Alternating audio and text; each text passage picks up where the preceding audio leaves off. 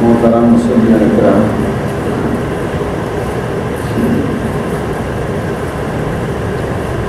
আজকে আমাদের আলোচনার বিষয় হবে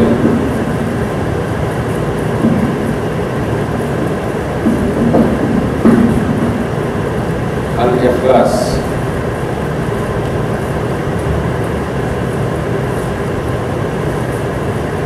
নিয়তের বিশুদ্ধতা এবং একনিষ্ঠতা।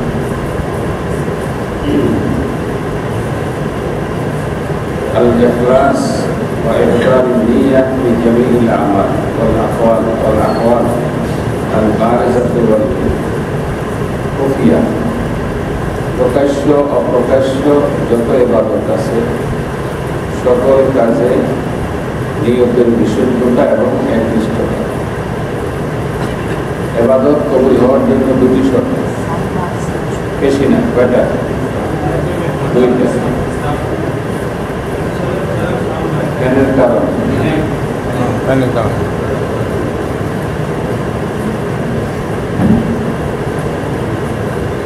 আলোচনা চলাকালীন কিছুটা কমে যাও, এজন্য জানাগুলি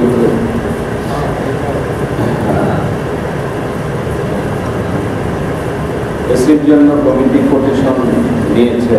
এখন সর্বনিম্ন দরদাতা দরের অনুপাতে এবং যেটা ভালো হয় লাগানো উদ্যোগ নিয়েছে জানতে পারে। এই জন্য আমরা কমিটির মুসল্লিদের পক্ষ থেকে কমিটিকে আন্তরিক মোবারক আমাদের সমস্যাটা যেটা অনুধাবন করতে পারছি।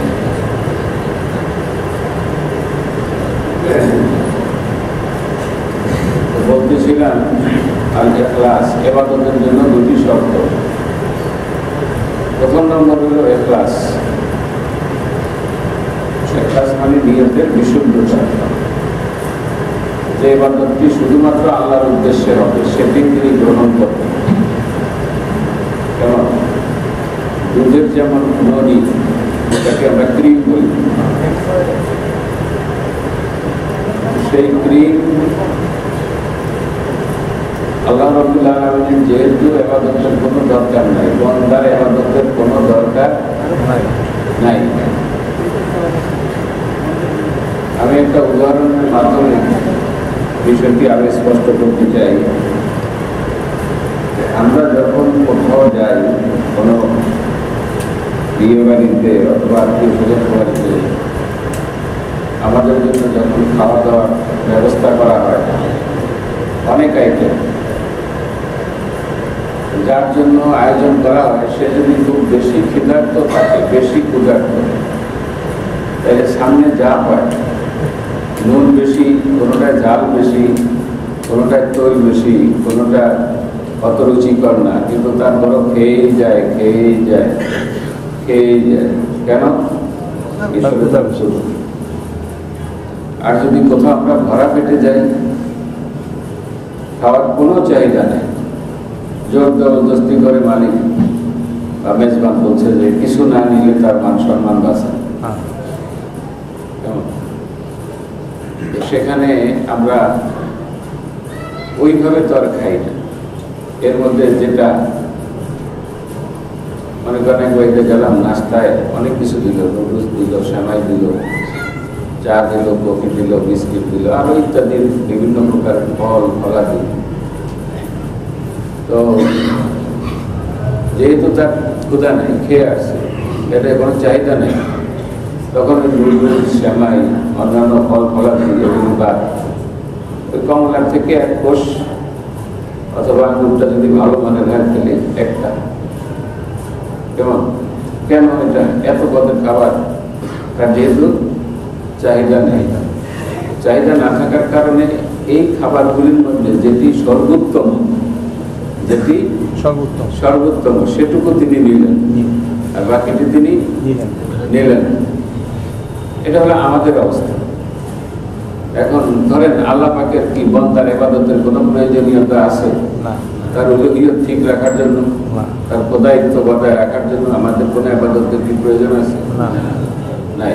যেহেতু নাই, তাইলে আমাদের ইবাদতের মধ্যে আবরে জাবরে গোবরে যেগুলি আছে এগুলি আল্লাহ নিবেন না। নিবেন কোনটুকু? যেটুকু নিরেট তারই উদ্দেশ্যে, খালেস যেটা তারই উদ্দেশ্যে নিবেদিত, সেটুকু তিনি গ্রহণ করবেন। যেমন ধরেন কোরবানি দিলেন, কোরবানির গোস্ত, রক্ত, বর্জ্য, চামড়া এটি নিয়ে আমরা কারাকারি করি, পেডিগুডি নিয়ে, রক্ত ইত্যাদি, কিন্তু আল্লাহ এর একটাও নেন না। আল্লাহ নেন কোনটুকু?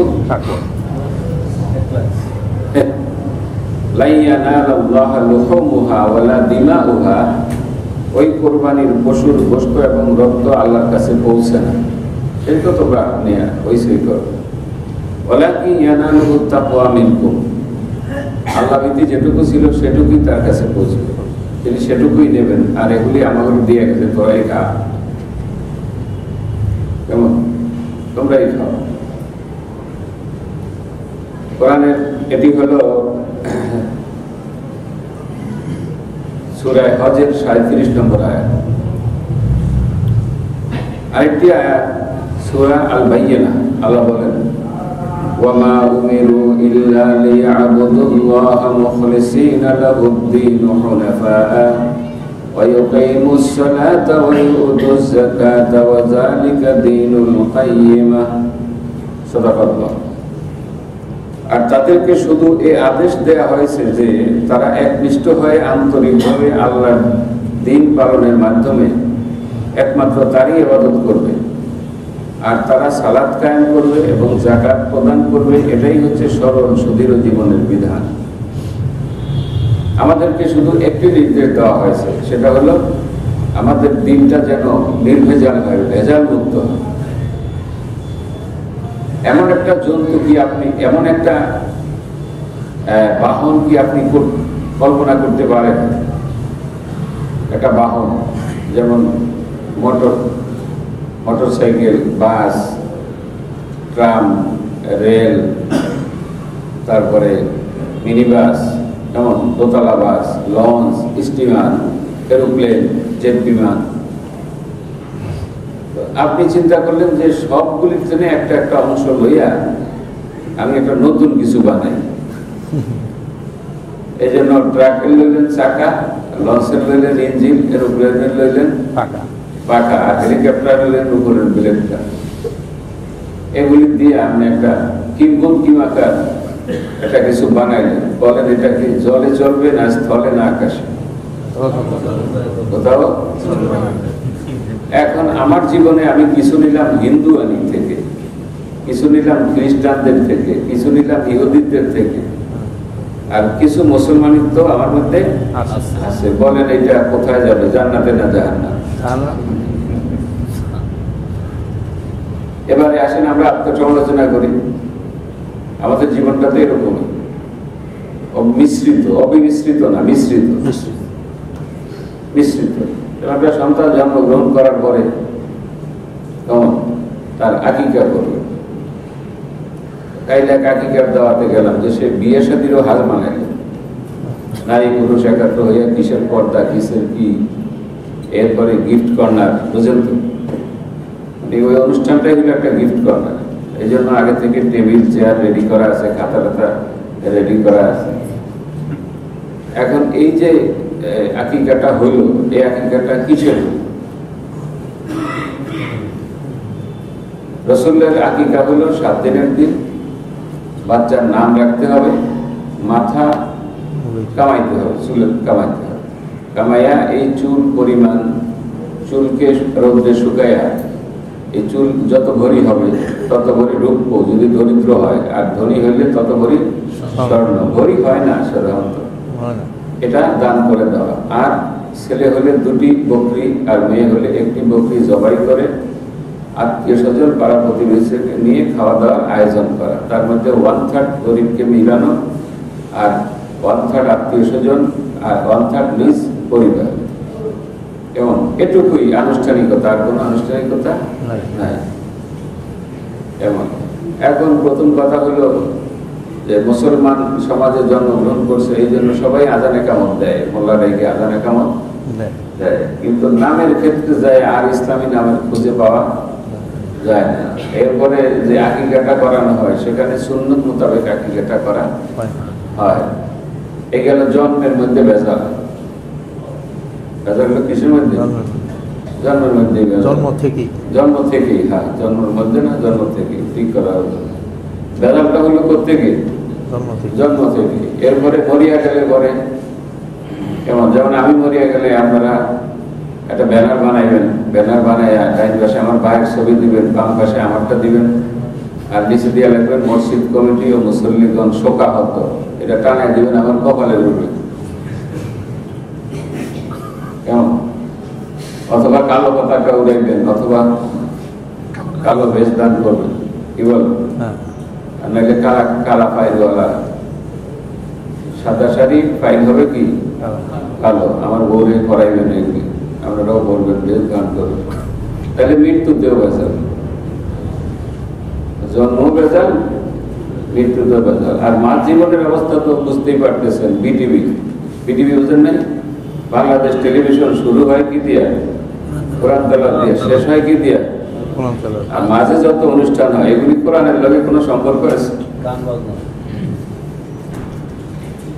শুরুটা হলো কি দ্বারা? কোরআন তেলাওয়াত দ্বারা। আর এটা হলো মাঝখানে শুধু গান বাজনা হলে তো ভালো হয়েছিল। নারী পুরুষ একাত্র হয়ে আছে, ডলাডলি, যেগুলি যেসব দৃশ্য বাপ মা একসাথে বইয়া দেখা যায়। কেমন? স্বামী স্ত্রীও হার মানায়, অনেক সময় স্বামী স্ত্রীও হার মানায়, কারণ যাদের মধ্যে অন্তত কিছু সংগ্রাম আছে। তো এই বিটিভির যে অবস্থা, আমাদের জীবনটাও ঠিক সেরকম, আমাদের জীবনটাও ঠিক সেরকম। কিন্তু ওমা উমিরু ইল্লা লিয়াবুদুল্লাহা মুখলিসিনা লাহুদ-দ্বীন, আমাদেরকে নির্দেশ দেওয়া হয়েছিল যে খালেস করা, নির্ভেজাল করা, অর্থাৎ আমার এই জীবন জিন্দেগির মধ্যে যেন হিন্দু আইনি কোনো চাল চলন না ঢোকে, খ্রিস্টানদের কোনো রীতিনীতি যেন আমার জীবনের মধ্যে না ঢোকে। কেমন? এই যে 31, তারপরে এই যে পোলাপানের ভালোবাসা দিবস গেল, কি বলে, এগুলিতে বুধারাও অংশগ্রহণ করবে। এইভাবে খ্রিস্টানদের এরপরে 21শে ফেব্রুয়ারি গেল, এর মাঝখান দিয়ে যেমন মসজিদের চত্বরে আমরা ঢুকতে পারি জোতা পায়ে দিয়ে, আমরা করে আমরা নিষেধ করছি, কইছি কোনোদিন জোতা পায়ে দিয়ে মসজিদের চত্বরে আয় না, জোতা যদি পরিষ্কার থাকে দিয়ে মসজিদে আইন, আমি না কম। কেমন? যা করতে দাঁড়ান সেখানে জোতা পায়ে দিয়ে দাঁড়ান যায় না, যদি জোতা পরিষ্কার থাকে, মাটি পরিষ্কার থাকে। কিন্তু ওই তথাকথিত শহীদ মিনার, যেখানে ওই 21 তারিখের পরে সব কুত্তারা হইয়া গেছে,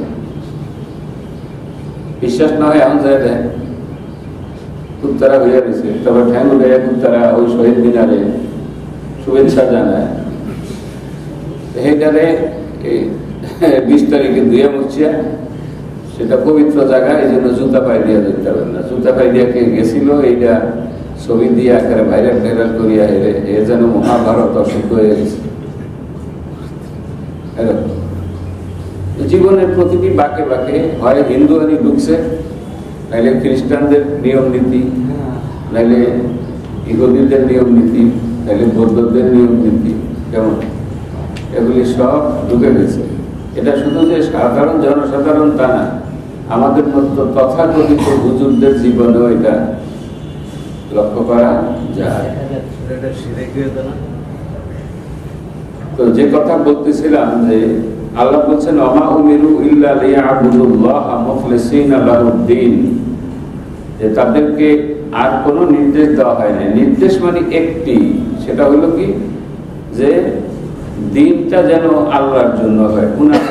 মুনাফা মানে ডাইনেও না বায়েও না, হানিফ, মিল্লাতা ইব্রাহিমা হানিফা, তিনি ডানপন্থীও না বামপন্থীও না, কোনো পন্থী না।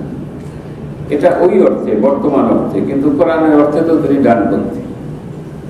কোরআন ডানপন্থা বলতে যেটাকে বুঝাইছে সেই অর্থে তিনি অবশ্যই কি ডানপন্থী, কিন্তু এখন বর্তমান বিশ্বে সরকারের পক্ষে থাকলে সেটারে কয় ডানপন্থী, আর বিপক্ষে থাকলে সেটারে কয় আর আমরা বলি যে আল্লাহর পক্ষে থাকলে এটা হলো ডানপন্থী, আর আল্লাহর বিপক্ষে গেলে ডানপন্থী।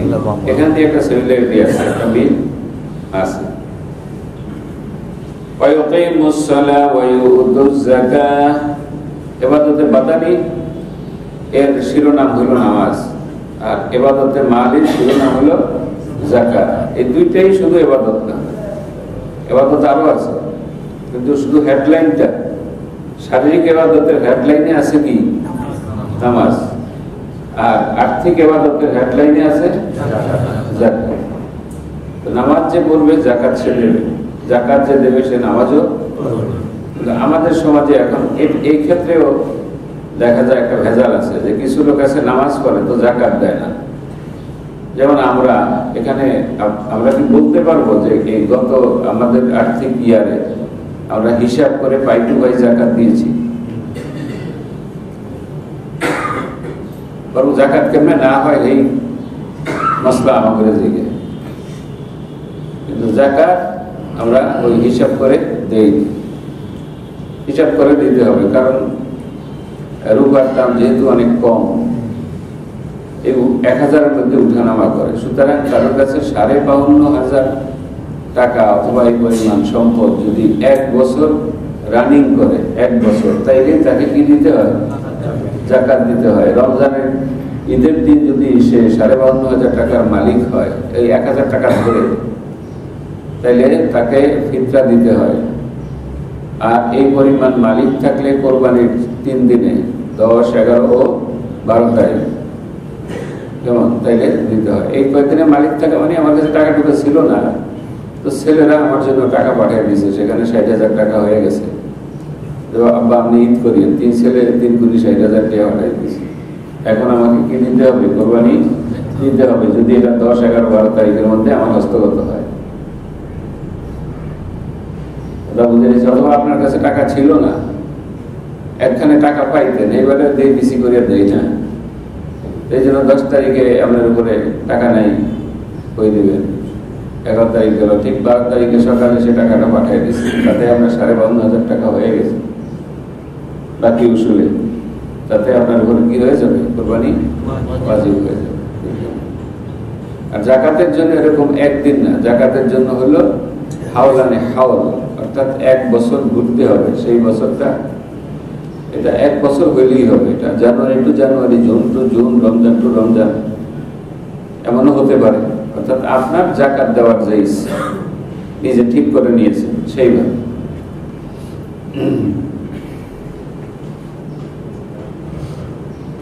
قل إن تخفوا ما في صدوركم أو تبدوه يعلمه الله, সূরা আলে ইমরান 29 নম্বর আয়াত। নবী আপনি বলে দেন, যা তুমি গোপন করো তোমার অন্তরের মধ্যে, ছাত্রের বহুবচন সুদূর, আও তুবদুহু অথবা প্রকাশ করো, ইয়ালামুল্লাহ সবটাই আল্লাহ জানেন। তাহলে প্রকাশ্যে ইবাদত আল্লাহ জানেন, গোপনের ইবাদত, প্রকাশ্যের গুনাহ আল্লাহ জানেন, গোপনের গুনাহ জানেন। সুতরাং কোনটা আল্লাহর জন্য হইল আর কোনটা বান্দার জন্য হইল সেটুকু আল্লাহ কি জানবেন না? অবশ্যই জানবেন। এই প্রসঙ্গে একটি হাদিস, আন আমিরুল মুমিনিনা আবি হাফসিন উমর ইবনে খাত্তাব ইবনে নুফাইল ইবনে আব্দুল উজ্জা ইবনে রাবাহ ইবনে আব্দুল্লাহ ইবনে কুত ইবনে রাজাহ ইবনে আদি ইবনে কাব বিন লুয়াই বিন গালিব আল কুরাশি আল আদবি রাদিয়াল্লাহু তাআলা, হযরত ওমর কুরাইশি, এখানে তার বংশপর্যায়টা হয়ে গেছে। হযরত ওমর, তার বাপের নাম হলো খাত্তাব, তার বাপের নাম নুফাইল, তার বাপের নাম আব্দুল্লাহ ইবনে কাত, তার বাপের নাম হলো রাজাহ, তার বাপের নাম হলো আদি, তার বাপের নাম হলো কাব, তার বাপের নাম হলো লুয়াই, তার বাপের নাম হলো গালেব। এই গালেবই হলো কুরাইশি আল আদবি রাদিয়াল্লাহু তাআলা আনহু। তিনি বলেন, এখান দিয়ে গিয়ে রাসূলের সাথে সে মিশেছে, কেমন এখানে আসিয়া রাসূলের সাথে মিশেছে। অর্থাৎ ওখান থেকে ওমরের বংশ ভিন্ন হয়ে গেছে, রাসূলের বংশ ভিন্ন হয়ে গেছে। এই 9-10 পুরুষ যায় ওখানে মিলিত হয়েছে। সেই হিসাবে উনিও কুরাইশি, রাসূলুল্লাহ কুরাইশি, সেও কুরাইশি। قال سمعت رسول الله صلى الله عليه وسلم يقول انما الاعمال بالنيات। রাসূলুল্লাহ সাল্লাল্লাহু আলাইহি ওয়াসাল্লাম আমি বলতে শুনেছি যে কাজের সওয়াব নির্ভর করে কিসের উপরে? নিয়তের উপরে। সকল কাজের ফলাফল নিয়তের উপরে নির্ভরশীল। কেমন? একজনের জিনা করছে, আল্লাহর নেয়ামত কিরকম এটা বুঝার জন্য। এখন হে যদি কয় বলে আমার তো নিয়ত খারাপ ছিল না, আমার নিয়ত হলো কি আল্লাহর নেয়ামত, এরকম ব্যাখ্যাও কেউ কেউ এই হাদিসের করেছে। নাউজুবিল্লাহ, নাউজুবিল্লাহ। আল্লাহ আল্লাহ আল্লাহকে মাফ করেন। এখন কেউ যদি খারাপ কাজ করে আর যদি বলে যে আমি নিয়ত ভালো করছি, তাহলে কেমন হবে? এটা কি গ্রহণযোগ্য হবে? এটা গ্রহণযোগ্য হবে না। কাজ করছে খারাপ, কিন্তু তার ইচ্ছা হইলো, মানে সে বলতে চাচ্ছে যে আমি ভালো নিয়তে করছি, যেহেতু রাসূল বলছে নিয়ত পরিমাণ তার ফলাফল, আমার নিয়ত তো ভালো, যদিও আকাম করছি। যেমন একজনে ডাকাতি করিয়া জনগণের মধ্যে টাকা বিলিয়ে দিয়েছে, কেমন? ডাকাতি করে টাকা আনছে, আনিয়ে কি করছে? গরিবের মধ্যে বিলিয়ে দিয়েছে। এখন তার ডাকাতি, তার নিয়ত তো ভালো, এখন আমি কি করবেন? এটি হলো হাদিসের অপব্যাখ্যা। অপব্যাখ্যাটা এভাবেই হয়।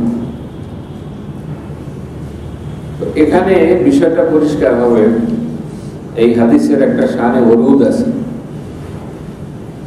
কোরআনের ব্যাপারে বলা হয় শানে নজুল, উপর থেকে নিচে কোরআন নেমেছে, এই জন্য কোরআন অবতীর্ণ হওয়ার কারণ, কোন কারণে, কোন প্রেক্ষিতে, প্রেক্ষিত হইলে ভালো হয়, কোন প্রেক্ষিতে সূরাটি আয়াতটি নাজিল হয়েছে। আর হাদিস যেই প্রেক্ষিতে রাসূল বর্ণনা করেছেন ওটাকে বলে শানে ওয়ারুদ। ওয়ারুদ, ওয়া রা ওয়া দাল, ওয়ারুদ, ওয়া রা ওয়া জবর ওয়া রা ওয়া পেশু দাল দুই পেশ দুন, ওয়ারুদুন, ওয়ারুদ, শানে ওয়ারুদ। হাদিসের ক্ষেত্রে হলো শানে ওয়ারুদ, যেই প্রেক্ষাপটে হাদিসটি বর্ণিত হয়েছে। এটা তো আসমান থেকে আসেনি, এটা রাসূল বলছেন, এজন্য এটাকে বলে শানে ওয়ারুদ। আর আসমান থেকে যেটি নাজিল হয়েছে যে প্রেক্ষিতে, সেটাকে বলে শানে নজুল। তো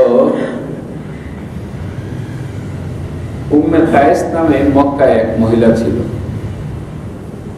এই মহিলাকে বিয়ে করার জন্য একজন পুরুষ প্রস্তাব দিল যে আমি তোমাকে বিয়ে করতে চাই, তুমি যদি রাজি হও।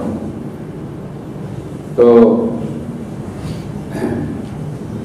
উম্মে কায়েস বলল, কায়েসের মা, সে বলল যে দেখো আমি তো ঈমান গ্রহণ করেছি, এখন আমার যে কোনো মুহূর্তে আমি হিজরত করব, মক্কা ছেড়ে মদিনায় চলে যাব, তোমার সাথে বিয়েতে আমার কোনো আপত্তি নাই,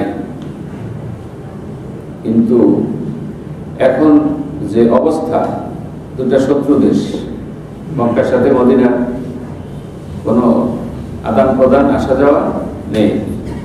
ইচ্ছে করলে আমি আসতে পারবো না, তুমি আসতে পারবো না, আমি থাকবো মদিনায়, তুমি থাকবো মক্কায়। এই সিদ্দুক দিয়ে বিয়ের করে মাইকে খাওয়ানো অনেক বড় একটা কথা আছে।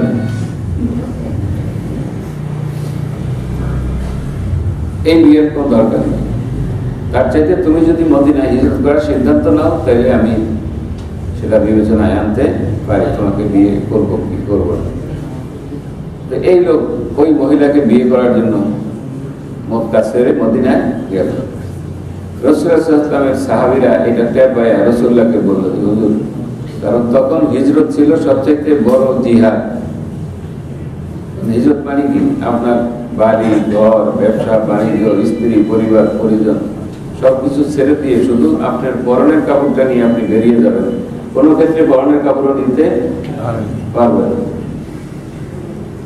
শুধু লেংটি ভরে চলে যাবেন মদিনায়। কল্পনা করেন একটু মনে মনে, আপনাকে যদি বলা হয় এভাবে ইসলামের জন্য ছাড়তে পারবো? পারবো না। রাসূলুল্লাহর কাছে যখন বললেন তখন রাসূলুল্লাহ সাল্লাল্লাহু আলাইহি ওয়াসাল্লাম বললেন ইন্নামাল আমালু বিন্নিয়াত, কাজের ফলাফল নিয়তের উপরে নির্ভরশীল। ওয়া ইন্নামা লিকুল্লি ইমরিইন মা নাওয়া, প্রত্যেক মানুষ তাই প্রাপ্ত হবে যা সে নিয়ত করেছে। সে নিয়ত করলো কি জন্য? কিসের? বিয়ের নিয়ত নাকি হিজরতের নিয়ত? বিয়ের নিয়ত। ফামান কানাত হিজরাতুহু ইলাল্লাহি ওয়া রাসূলিহি ফাহিজরাতুহু ইলাল্লাহি ওয়া রাসূলিহি, কোন ব্যক্তি যদি আল্লাহ এবং আল্লাহর রাসূলের রাজি খুশির জন্য নিয়ত হিজরত করে তাইলে সে আল্লাহ রাসূলের রাজি খুশি পাবে। আল্লাহ খুশি, আল্লাহ রাসূলের খুশি সে পাবে, রাজামন্দি সে পাবে।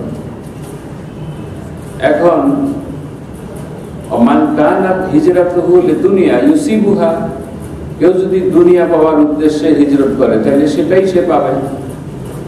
আও ইমরাআতিন ইয়ানকিহুহা, অথবা কোনো মহিলাকে নিকাহ করার জন্য যদি হিজরত করে থাকে, বা হিজরাতুহু ইলা মা হাজারা ইলাইহি, তাহলে তার হিজরত সে যেই উদ্দেশ্যে করছে সেই উদ্দেশ্যেই সাধিত হবে, আল্লাহর রেজামন্দি পাওয়া যাবে না।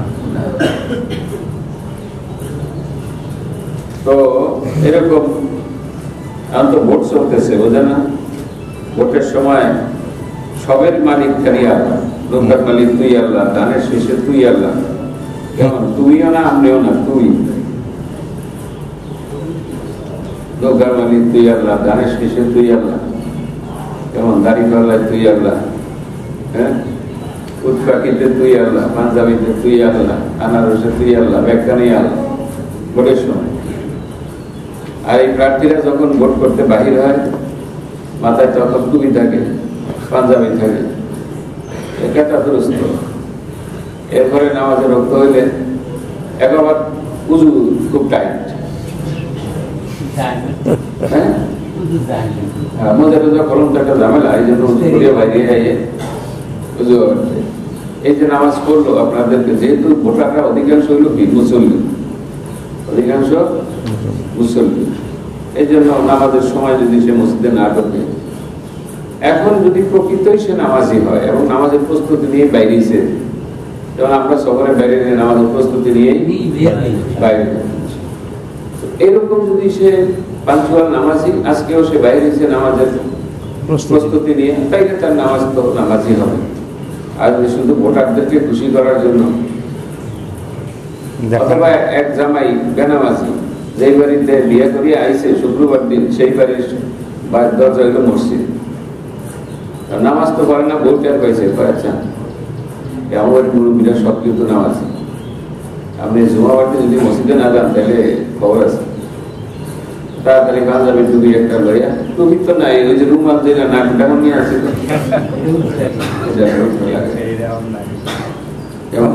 নামাজ পড়তে গেছে। এখন এ তো সামাজিক নামাজ পড়ছে, আল্লাহরে খুশি করার জন্য নামাজ পড়ে। ফোন দিয়ে জিজ্ঞেলাম, ভাই এবার কি গরু না ছাগল? কেমন? গরু ছাগল কোনটা তো দিতে চাইছিলাম না, অর্থনৈতিক অবস্থা ভালো, কিন্তু খোলাইনে দেখি যে কোন বাড়িতে যাই বাবার বস্তুটা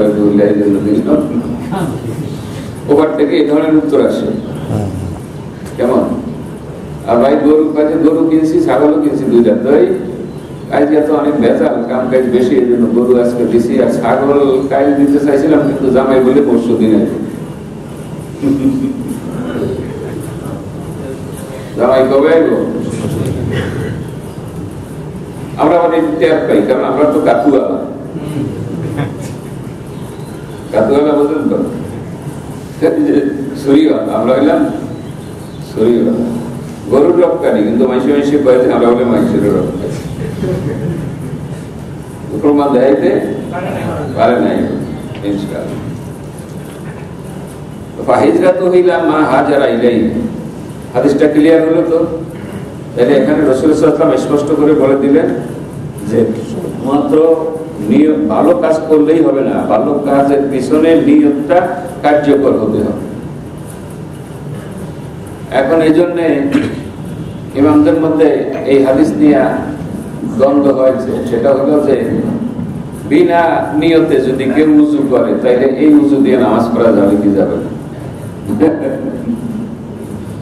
নামাজের নিয়ত করে নাই, কোরআন তেলাওয়াতের নিয়ত সে করেনি, এমনি সে কি করেছে? উযু করেছে। এখন এই উযুর সওয়াব পাবে কি? ইমাম আবু হানিফা রাহমাতুল্লাহ আলাইহি বলেন, আর নিয়ত বিল উযু লাইসাত বিশারতিন, উযুর মধ্যে নিয়ত করা কোনো জরুরি বিষয় কেন না? কেন? ওনার যুক্তি হলো যে ইবাদত বলতে যা বোঝায়, উযু কিন্তু সেই ইবাদত না। উযু করলে কোনো সওয়াব নাই। যদি সেই উযু দিয়া একজন আইলো আইনে উযু করে বাদ দিয়ে গেল, মসজিদে ঢুকলো না, এই উযু থেকে কোনো সওয়াব পাইব? উযুটা কাউন্ট হবে যখন সে মসজিদে ঢুকে 2 রাকাত নামাজ পড়বে অথবা এক আয়াত কোরআন তেলাওয়াত করবে, তখন এই উযু কি হবে? এটা কাউন্ট হবে। আর যদি উযু করিয়া চলিয়া যায় গিয়া, নামাজও পড়লো না, রোজা রাখলো না, তাইলে ওতে পবিত্রতা অর্জন হইলো কিন্তু সওয়াব আছে হবে না। এটি হলো বিশ্বনন্দিত ইমাম, ইমামুল আযম, সবচেয়ে বড় ইমাম যিনি, ইমাম আবু হানিফার যুক্তি। পুকুর করে খারাইয়া আপনি দাঁত মাজতে আছেন, এমনি নর্মাল গোসল করতে আসছেন, নামাজ রোজা নাই, যে আমরা প্রাত্যহিক গোসল করি না 9-10টার সময়, দাঁত মাজতেছেন, আপনার বন্ধু ঠেলা দিয়া আপনার এই পুকুরের মধ্যে হারাই দিয়েছে। এখন এই গোসল করিয়া উঠছেন, এই গোসল দিয়ে নামাজ পড়া যাবে কিনা? হ্যাঁ, এই গোসল দিয়ে নামাজ পড়া যাবে, পড়া যাবে। এখন আরেকজনে আপনাকে ঠেলা দিয়া পুকুরে ফালাই দিল, কিন্তু গোসল আপনার ফরজ। এখানে পুকুরে পড়ার পরে নিয়ত করলেও চলবে, পুকুরে পড়ার পরে নিয়ত করলে চলবে, তা না হলে এটা হবে না। তো এখানে উযুর মধ্যে নিয়তটা কি? ফরজ, কিন্তু নামাজের ইয়ের মধ্যে, উযুর মধ্যে ফরজ না, গোসলের মধ্যে, তায়াম্মুমের মধ্যে ফরজ। তো আমাকে একজনে জিজ্ঞাসা করতেছে, তায়াম্মুমের মধ্যে যে গোসল ফরজ, এটার আয়াত কি, দলিল কি?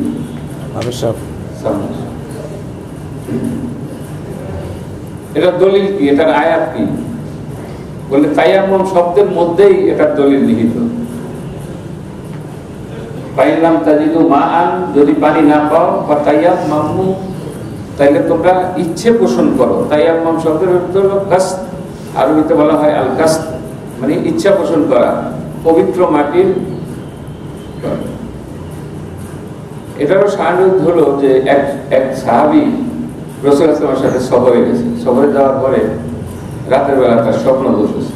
এখন বিজন মরুভূমি, কোনো পানি টানি নেই, ফজররক্ত হয়ে গেছে। এখন সে কি করবে? তায়াম্মুমের আয়াত তখন নাযিল হয়নি। সে করছে কি, জামা কাপড় খুলিয়া খালি গরমের কাপড়টা রাখিয়া ডুলের মধ্যে একটা গোট দিয়ে দিয়েছে। দেখেন মানুষের সেন্স কি। তখন এই ধরনের কোনো ধারণাই তার মধ্যে ছিল না, কিন্তু উনি ধুলের মধ্যে একটা গোট দিয়ে উঠে জায়গা ফেলাইছে, আর ওই বল তো জালে পড়ে যায়।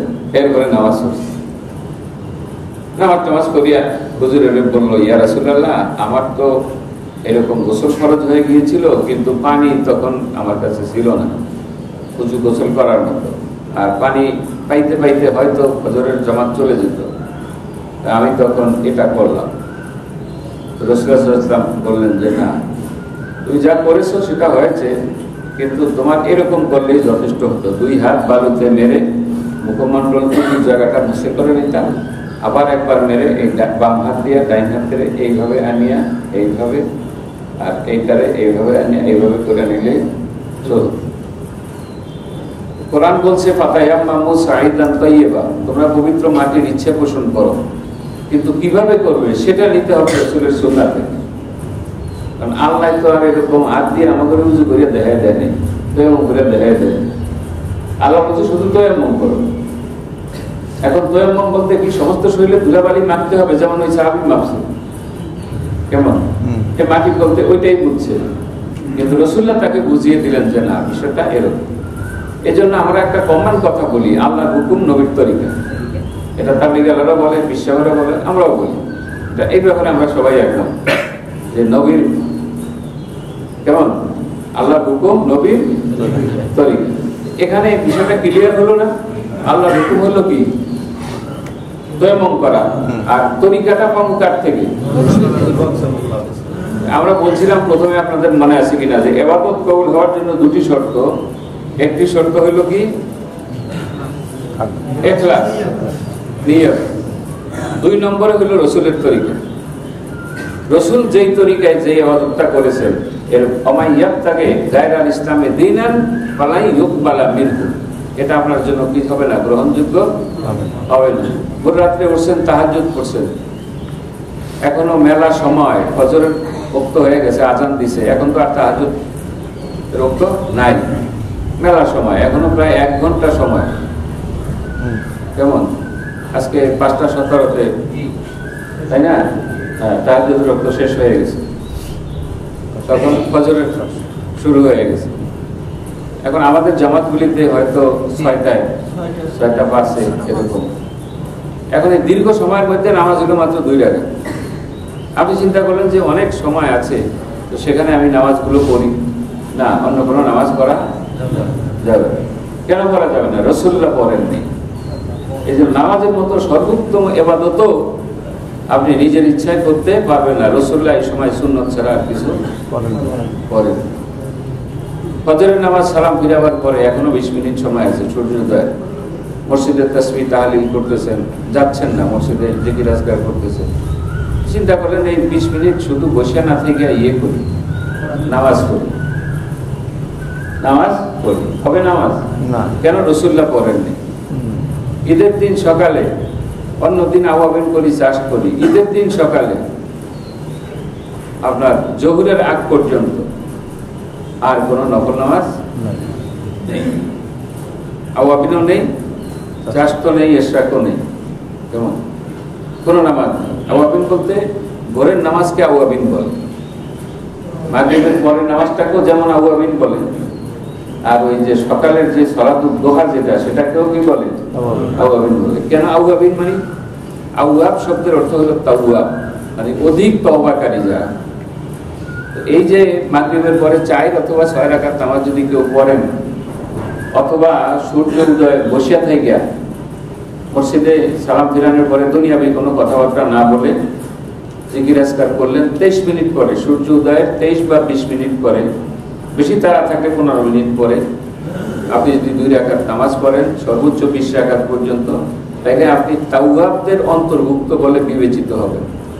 আপনাকে আল্লাহ আওয়াব হিসেবে ট্রিট করবেন, যে আপনি আল্লাহর পথে ফিরে এসেছেন, আল্লাহর পথে ফিরে এসেছেন। এই জন্য মাগরিবের পরেরটাও যেমন আওয়াবিন, এটা নাও কি আওয়াব, এটার অনেক নাম।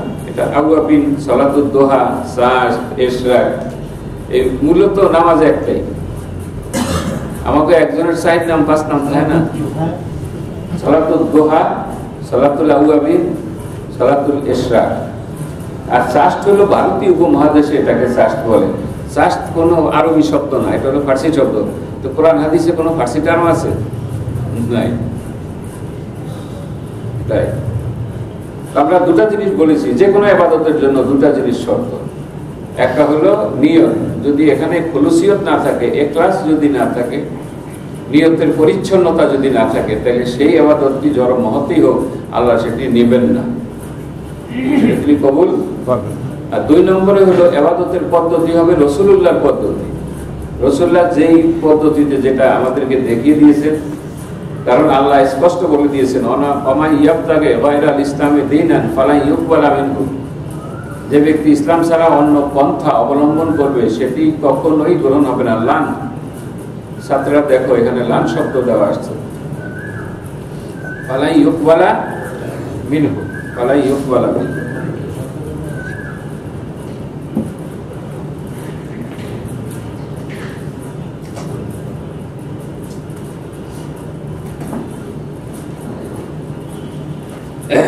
ফালা ইউকবালা মিনহু ওয়া হুয়া ফিল আখিরাতি মিনাল খাসিরিন, পরকালে সে ক্ষতিগ্রস্ত হবে। এই যে সময় ব্যয় হইল, ইবাদত করলেন, কিন্তু সেটা কি হলো না, কাউন্ট হলো না, বরং সেটা ডিলেট হয়ে গেল। সুতরাং এটা কি, এটা ক্ষতিগ্রস্ততা। এখন এই মেয়ে লোককে বিয়ে করার জন্য এই সাহাবী হিজরত করেছেন, সুতরাং তিনি হিজরতের যে ফলাফল সেটা তিনি পাবেন, সেটা তিনি পাবেন। আরেকটি হাদিস আমরা এই ব্যাপারে উল্লেখ করতে পারি। আগের হাদিসটি কিন্তু মুত্তাফাক আলাইহ, এটি বুখারীতে আছে, মুসলিমে আছে। দ্বিতীয় আরেকটি হাদিস আমরা এই ব্যাপারে উল্লেখ করতে পারি। আন উম্মুল মুমিনিনা উম্মে আব্দুল্লাহ আয়েশা রাদিয়াল্লাহু আনহা قالت قال رسول الله صلى الله عليه وسلم يغزو جيش الكعبة فإذا كانوا ببيداء من الأرض يكسب بأولهم وآخرهم قالت قلت يا رسول الله كيف يكسب بأولهم وآخرهم وفيهم أسواقهم ومن ليس منهم قال يكسب بأولهم وآخرهم ثم يبعثون على نياتهم متفق عليه الله বড় ভয় হচ্ছে ভয় হচ্ছে মাহদী আলাইহিস সালাম যখন আসবেন তখন তার বিরুদ্ধে যুদ্ধ করার জন্য আমার মতো লক্ষ লক্ষ আলেম ঐক্যবদ্ধ হবে। যেমন পৃথিবীতে এমন অনেক ইসলামী আন্দোলন আছে যার বিরুদ্ধে আলেমরাই সোচ্চার আছে না, এরকম? অথচ তাদের তো সোচ্চার হওয়ার কথা ছিল না, বরং সহযোগিতার হাত সম্প্রসারণ করা বাড়িয়ে দেওয়া উচিত ছিল। তাহলে ইমাম মাহদী যখন আসবেন তখন তাদের গদি লয়ে টানাটানি হবে। ইমাম মাহদী আগে তো জারি জরি সব কি হবে, এখন ধরেন সব মানের একটা আলাদা দরবার, শর্ষিনার একটা আলাদা দরবার, ফুরফুরার একটা আলাদা দরবার, কেমন অমুক পিসাবের একটা আলাদা দরবার, এবং এগুলিকে কেন্দ্র করে লক্ষ মানুষ কোটি মানুষ আবর্তিত হচ্ছে। কিন্তু ইমাম মাহদী আসলে আর দরবার বলতে কিছু থাকবে না, সব ভেঙে তছনছ হয়ে যাবে। মুসলিম রাষ্ট্র 57টি 58টি এটি একটি রাষ্ট্রে পরিণত হবে, এবং সেটি হবে এক রাতের মধ্যে, সময় নেবে না, এক রাতের মধ্যে এগুলি সব ভেঙে চুরে দরবার, যে জেনে দরবারে আটরশির দরবার, শীতরশির দরবার, যত উট গরু ছাগল বকরি, কেমন এখন যেহেতু এখন বারাবাতে ছাই পড়বে, কে আসলে মাহদী আসলে বারাবাতে ছাই পড়বে, সুতরাং এই দরবারিরা সবগুলি একসাথ হবে কোথায়? মদিনায়। ইমাম মাহদী আসবে মক্কায়, এগুলি জড়ো হবে কোথায়? মদিনার থেকে এই লক্ষ লক্ষ ওলামায়ে কেরাম মদিনা মক্কার দিকে রওনা হবে ইমাম মাহদীরে খুন করার জন্য, কারণ তারাই হলো হকপন্থী ওলামা, তারা হলো কি ওলামায়ে হক্কানি, এরা হলো ওলামায়ে হক্কানি। দেখেন না এখন ওলামায়ে হক্কানি যত আকাম হুকামের আড্ডাখানা, সেরেকের আড্ডাখানা, আর এরা নিজেরা কয় ওলামায়ে হক্কানি। এই এরা একত্র হবে মদিনায়, মদিনা থেকে তারা রওনা দেবে মক্কার দিকে। মদিনার থেকে রওনা দিলে 8 মাইল দূরে হলো কি জুল হুলাইফা, কি নাম? জুল হুলাইফা। হাজী সাহেবরা ভালো বলতে পারবেন যে সেই জুল হুলাইফা, সেখানে মিকাত মসজিদ আছে, মিকাত মসজিদ, ওখান থেকে ইহরাম করতে হয়। কেমন একসাথে অন্তত একসঙ্গে একটা কম করিয়া 5 লক্ষ লোক উযু গোসল করতে পারে, টয়লেট সারতে হয়, কেমন এত বিশাল ব্যবস্থাপনা কল্পনাই করা যাবে না, এবং অত্যাধুনিক ব্যবস্থাপনা। সেখানে গাড়িওয়ালারা ঘন্টাখানিক দাঁড়ায়, উযু গোসল নামাজ কেনাকাটা ইত্যাদি সেরে এরপরে গাড়ি সামনের দিকে মক্কার দিকে যখন রওনা দেয় তখন সামনে একটা উঁচু ভূমি পড়ে, উঁচু ভূমি। আমাদের বাংলাদেশটা তো হলো সমতল, কিন্তু ওই দেশটা কি না সমতল না, মদিনা উঁচু, কিন্তু মদিনার পরে আবার জুলহুলাইফা হলে অনেক নিচু। এই নিচু থেকে গাড়ি যখন উপরের দিকে উঠে তখন বায়দাতে উঠলে ওই জুলহুলাইফা দেখা যায় এরকম ছোট ছোট, বড় বড় গাছগুলির এরকম ছোট ছোট গাছ, কত উপরে মনে। এই লোকেরা পতাকা লইয়া তলবার লইয়া মদিনার মক্কার দিকে রওনা দেবে, কারে শেষ করার জন্য? ইমাম মাহদীরে শেষ করার জন্য। রাসূলুল্লাহ বলছেন ইয়াকজু জাইশাল কাবাতে, বাইরেকে মাহদী আলাইহিস সালাম কাবার সেনাবাহিনীর বিরুদ্ধে তারা যুদ্ধ করতে যাবে। যখন ফাইজা কানু বেবায়দা, যখন তারা বায়দা নামক স্থানে আসবে, মিনাল আরদে ইউকসাবু বিআউয়ালিহিম ওয়া আখিরিহিম, শুরু থেকে শেষ পর্যন্ত প্রত্যেকটা মানুষটা জমিটা এরকম ফেটে যাবে। জমিটা কি বিশাল ফাটল, এখনো বিভিন্ন সময় দেখেন না, গুগল সার্চ করলে দেখবেন যে পৃথিবীর বিভিন্ন জায়গায় এরকম কি দেখা যায়, কোথাও ভূমিধস, কোথাও ভূমি ফাটল, এইরকম বিশাল একটা ফাটল সৃষ্টি হবে। ফাটল সৃষ্টি হলে একজন মানুষও বেঁচে থাকবে না, সবাই ওই ফাটলের মধ্যে নিমজ্জিত হবে, আল্লাহ মাটি চাপা দিয়ে দেবে। ফেরাউনের যেমন পানি চাপা দিয়েছিল, এই হুজুরে করে তখন কি করবে? মাটি চাপা দিয়ে দেবে। ইউকসাফু বিআউয়ালিহিম ওয়া আখিরিহিম, প্রথম ব্যক্তি শেষ ব্যক্তি, শেষোক্ত ব্যক্তি। ক্বালা, আয়েশা বলেন, কুলতু, আমি তখন রাসূলুল্লাহ সাল্লাল্লাহু আলাইহি ওয়াসাল্লামকে জিজ্ঞাসা করলাম, ইয়া রাসূলুল্লাহ কাইফা ইউকসাফু বিআউয়ালিহিম ওয়া আখিরিহিম, সবগুলি মানুষকে কেন এখানে এই মাটি ধসিয়ে দেওয়া হবে? ওয়া ফীহিম আসওয়াকুহুম, এর মধ্যে কিছু মানুষ তো আছে বাজার টেনে পাই একরে লয় করে লয়ে এসেছিল আমাকে লোক, এটা তো কোনো ইচ্ছায় আসে নাই, বাজার টেনে লয়ে এসেছে, বাজার মুখে দিয়ে গেছে, এই বেকার আমার লোকে যাবি নাইলে দেয় না। শহরে মিছিল হইলে কিছু লোকের মিছিলে তো যাওয়াই লাগে, কেমন এমন লোকে করে দেখছি মিছিলে যারা আসলে এই মার্কারে ভোট দিব না, কেমন আমাকে চয়ে চয়ে বলে, তখন অসহায়ত্ব প্রকাশ করে, কি করুন অমুকের বাড়ির কাছে থাকি, মনে যা আছে না আছে যাইতে হয়, কি বলেন, এরকম ইচ্ছার বিরুদ্ধে অনেক মিছিলে যেতে হয় না, যেতে হয়। হযরত আয়েশা বলেন, হুজুর তাইলে এটা ব্যয় হিসাবেই হবে না? আমার লাইসা মিনহুম, যারা এই দলভুক্ত নয় এবং যারা এই মাহাতিক বিরুদ্ধাচরণ যারা করে না। ক্বালা, তখন বললেন, ইউকসাফু বিআউয়ালিহিম ওয়া আখিরিহিম, হ্যাঁ ধস থেকে কেউ মুক্তি পাবে না, নিয়ত যার যেটাই থাকুক, ধস থেকে কেউ মুক্তি পাবে না, সবাইকে ধসিয়ে দেওয়া হবে। বাজারে যদি আগুন লাগে তো মসজিদে আগুন লাগবে কিনা? লাগবে না। বাজারে আগুন লাগলে মসজিদ থাকলে মসজিদ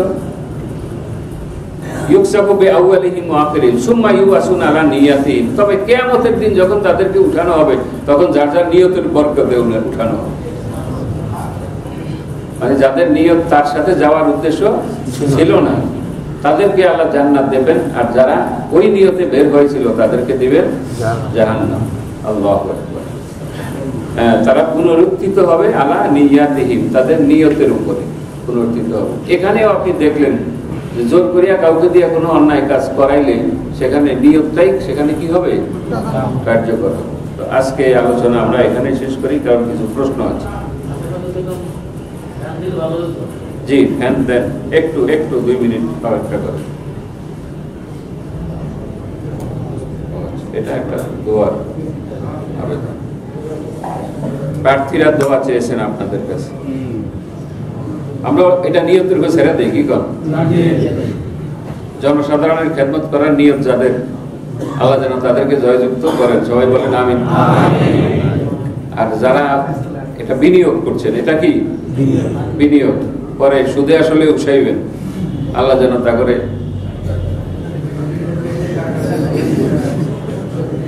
ওযু ছাড়া মোবাইলের ভিতরে কোরআন দেখে পড়া যাবে কি? কেমন ওযু ছাড়া ভিতর থেকে বাইর করিয়া কোরআন শরীফ হাবেশাব করতে পারবে কি? তাইলে এটাও পারবো। জর্দা দিয়ে পান খাওয়া কি হারাম? এই ব্যাপারে যেহেতু এটা নিকোটিন বিষ, এটা নিকোটিন বিষ, আর আল্লাহ পাক বলছেন লা তুলকু আইদিকুম ইলা তাহলুকা, নিজেকে ধ্বংসের মুখে ঠেলে। সারা বিশ্বের ডাক্তাররা একমত যে এটা খাওয়া মানে হলো কি? নিজেকে ধ্বংস করে দেওয়া। আর হলো কুলু ওয়াশরাবু ওয়ালা তুসরিফু, ইসরাফ করো না, এটা খাওয়ানো না পানো না, এর কোনো স্বাস্থ্যগত উপকার নাই এবং খাদ্যের কোনো মান এর মধ্যে বর্তমান নাই। কাজে এটা ইসরাফ, এটা তাবযির এবং এটা নিজেকে ধ্বংসের মুখে ঠেলে দেওয়া হয়। কোরআনের এই 3 আয়াতে বিশ্বের অর্থাৎ আধুনিক বিশ্বের বড় বড় আলেমরা এটাকে হারাম বলেন। আমি বলি না, কিন্তু আবার আমার লেয়া হয়েছে স্কলার যারা, তারা এটাকে কি বলেন? হারাম বলেন। আর আমাগো এই দেশে হুজুরে তো একখান দিয়ে গালি ভাইয়া সিফটি করে, আরেকখান দিয়ে ওয়াজ করে, আবার হাতা গুদ্দুর দেয়। জর্দা না দিলে মাথা ঠান্ডা হয় না।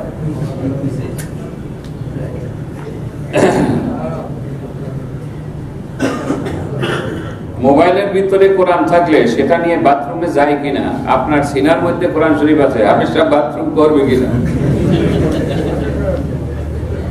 করবো কোশ্চেনে যে এইসব উদ্ভব হয়, উদ্ভব প্রশ্ন এগুলি আসলে উদ্ভব প্রশ্ন।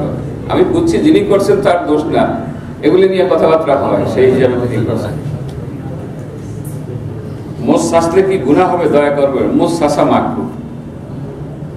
সাজা কি আমাদের মাযহাবে, কোন কোন মাযহাবে একবার শাসবেন একবার রাখবেন, একবার শাসবেন একবার রাখবেন, কিন্তু এই যে আমরা যেভাবে রাখছি এটাই হলো কি সুন্নাত। মোষ কাটতে হবে, মোষ কি করতে হবে?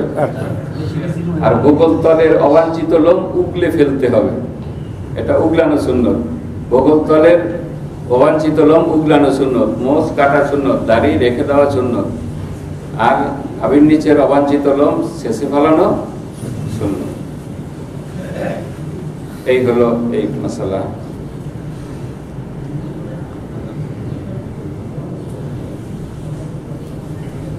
পরের সম্পদ ভোগ করিয়া যদি নেক আমল হয়, সেই নেক আমল কে পাবে? ভালোই তো। অর্থাৎ যিনি ভোগ করেন, ইবাদতের জন্য শর্ত হলো কি হালাল রুজি, এটা কবুল হবে না, এটা কবুল হবে না। আর ওনার যে সম্পদ আহরণ করছে, এই জন্য উনি আল্লাহর দরবারে এর পাপগুলো তার মাথায়, তার এর নেকগুলো তাকে দিয়ে দেওয়া হবে, কারণ সেদিন তো সে পরিশোধ করতে পারবে না। তখন কি দিয়ে পরিশোধ করবে? নেক দিয়ে পরিশোধ করতে হবে। সেই হিসাবে এটা হবে এইভাবে।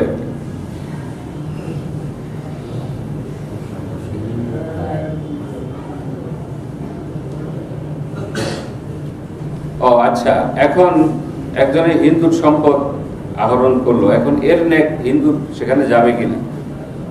হিন্দুকে এই পরিবর্তে তাকে দুনিয়ার স্বাচ্ছন্দ্য দেওয়া হবে, আখিরাতে কিছুই দেওয়া হবে না। দুনিয়ায় তাকে স্বাচ্ছন্দ্য দেওয়া হবে।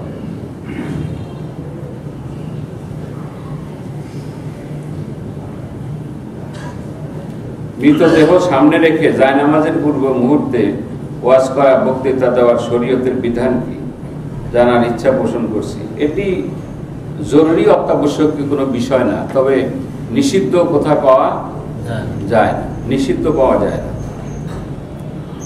তো উসুলের একটা সূত্র আছে, সূত্র যেমন গণিতের কিছু সূত্র আছে না, বিজ্ঞানের কিছু সূত্র আছে। একটা সূত্র হলো যে আসলুশ শাই আল ইবাহা মা লাম ইউকিম দলিল আল হুরমা, যতক্ষণ পর্যন্ত হারামের দলিল পাওয়া না যায় ততক্ষণ পর্যন্ত এটি বৈধ। নিষেধের কোনো দলিল পাওয়া যাচ্ছে না।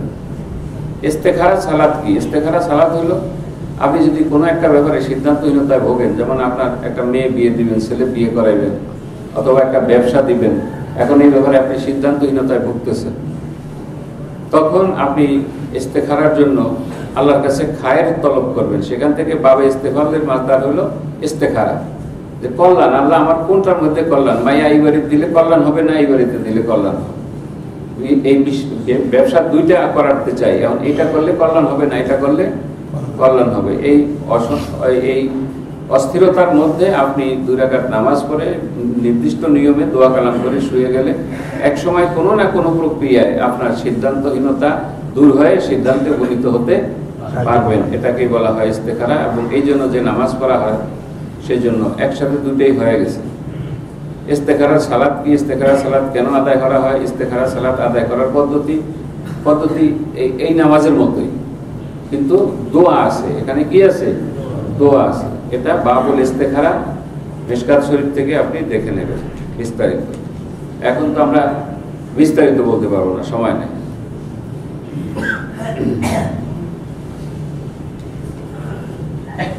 হিন্দুস্তান আর মুসলমান, হিন্দুস্তানের যুদ্ধ মুসলমানদের সাথে হবে। এক সাহাবী বলেছিল, আমি যদি বেঁচে থাকতাম তাহলে সে যুদ্ধে অংশগ্রহণ করতাম। এটা কতটুকু সত্য? হ্যাঁ, হাদিসে এটা আছে।